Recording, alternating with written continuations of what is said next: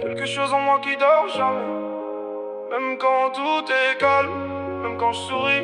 Comme un bruit sourd derrière une porte verrouillée. Et parfois, j'ai peur qu'un jour cette porte saute. Je garde tout dans ma poitrine depuis des années. Les insultes à avaler, les regards ignorés. La rage s'est installée sans jamais demander. Maintenant elle connaît mon nom par cœur quand je vais dormir. Je fais semblant d'aller bien devant les autres, mais dans ma tête y'a des murs qui explosent. Je me reconnais plus dans certaines pensées, comme si quelqu'un d'autre essayait de prendre ma place en silence.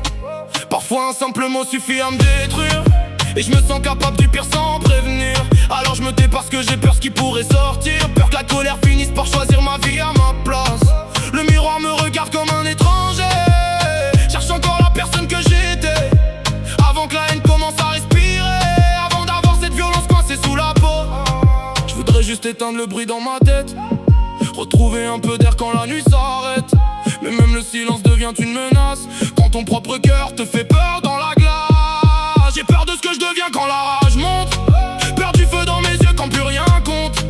Comme un monstre enfermé derrière mes côtes, qui gratte les murs jusqu'à faire sauter les portes. Et je me déteste parfois d'avoir ces pensées, même si je les laisse jamais traverser. Parce qu'au fond le pire combat à mener, c'est survivre à soi-même sans exploser. Y'a des nuits où je dors pas pour protéger les autres, parce que je me fais plus confiance quand le noir m'emporte. Je connais cette sensation froide qui monte, comme si tout mon sang voulait devenir tempête. Faudrait doux, calme, normal, pas toujours prêt pour une guerre mentale. Mais la colère me suit comme un animal, elle marche derrière moi même quand la ville dort.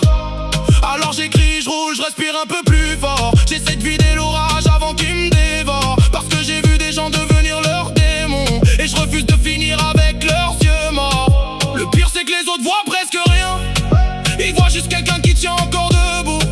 Pas les combats qui hurlent dans mes mains, pas les tempêtes que j'enterre chaque jour. On parle souvent des monstres comme s'ils naissaient d'un coup, mais parfois ils grandissent doucement dans le silence, dans les blessures qu'on cache, dans les colères qu'on enterre trop longtemps. Alors je continue de me battre contre moi-même, même les jours où j'ai l'impression de perdre. Parce qu'au fond, avoir peur de devenir mauvais, c'est peut-être la preuve qu'il reste encore quelque chose à sauver.